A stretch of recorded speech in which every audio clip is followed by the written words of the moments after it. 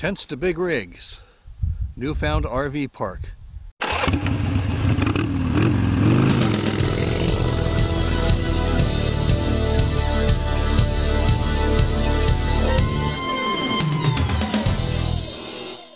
So, Newfound RV Park.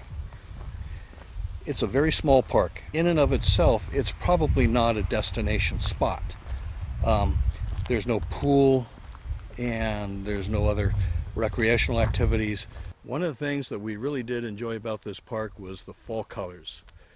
The park butts right up against a hill and the colors were scattered throughout the hillside. It made it very pretty. As you enter, bear to your left, there you will find the store and office. And then there are three roads. The road on the left goes to the back. Then the other two roads proceed up from the back. The driveway area is paved, but the other roads are dirt. When you pull in, you'll come right up to the store and office area, which you do your check-in in. Make sure you wear your mask. The store is rather small, only a few items available, just the necessities. But they do have a lovely fish aquarium. Almost all the sites were pull-through sites. There's three rows with two sets of pull-through sites on either side of those roads. And then there's like 6 extra back-end sites in the back of the park. Around the outside of the park are pull-through sites that parallel the road. I saw a number of different types of rigs while I was here. Class A's, fifth wheels, larger travel trailers, 40-foot, all the way down to our 21-foot travel trailer. So you can get anything in here, and they say they do tent camping too. We took site 18. It's considered the best spot in the park. We chose a creekside campsite, which was a little more expensive. The creek was a little dry. We are experiencing a drought up here.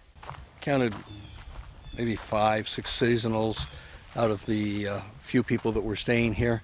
And then the rest were probably just come and go visitors over the weekend. Each site comes with a picnic table and a fire pit. Firewood is dropped off by the staff. And they're very friendly about it too. He stood around and talked with us about our dogs for some time. They come with power, 50, 30, and 20 amp. Oh, and the 20 amp switch will also turn on a light on top of your electric box so you can see what you're doing. Very nice. And of course, every site comes with water. Actually, I liked that water connection a whole lot better than the ones where you have the knob that you turned. And each site is equipped with sewer as well. There is a rec hall building in the center of the campground. It's currently not in use, probably closed due to COVID requirements. It has a pool table and a ping pong table and some craft areas sitting in it. And there's a maintenance garage on the end of it. There are 2 bathhouses. They're single stalls. They are closed due to the COVID though. And there are also 2 gender-neutral bathrooms here. Again, those are closed due to the COVID-19. There is a laundry room here. Be careful to step up. It's very simple.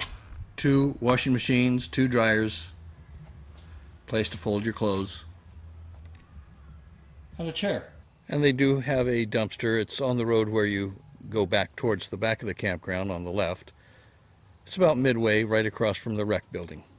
Their playground equipment is very basic, made of metal, but it looks like it didn't even open this year due to the COVID.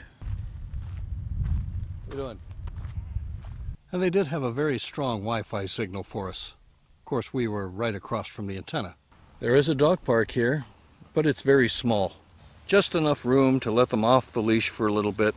There's a very nice nature path where you can walk your dogs, or just go for a stroll yourselves, romantically, or just alone for meditation.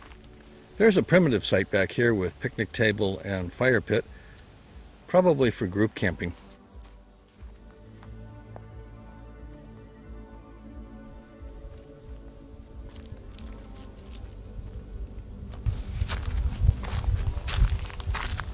There's a narrow bridge that crosses the creek to the other side. Oh, that's a little bouncy. There is a bit of a wilderness area on the other side of the creek. I didn't really see any trails through it.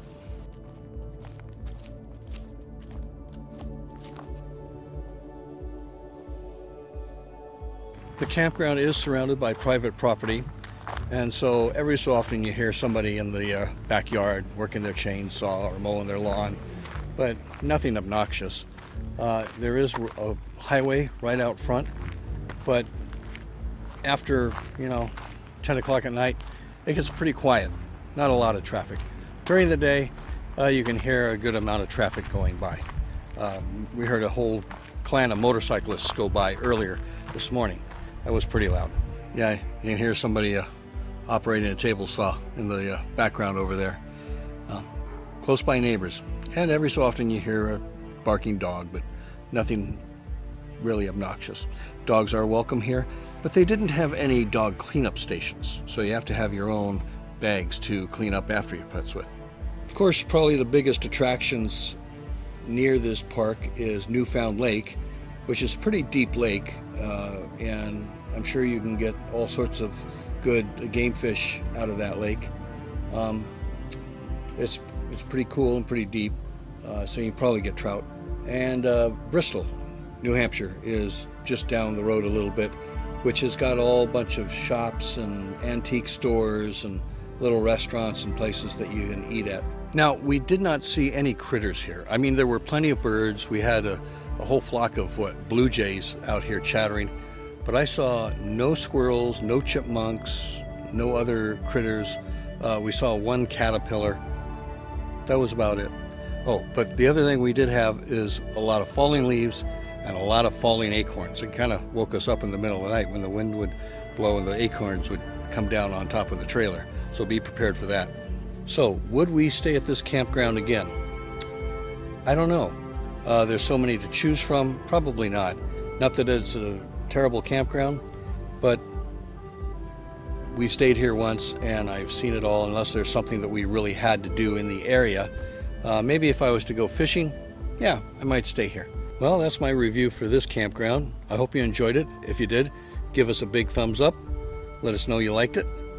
And if you'd like to know when we drop a video, please click the notification bell. Oh, and please subscribe.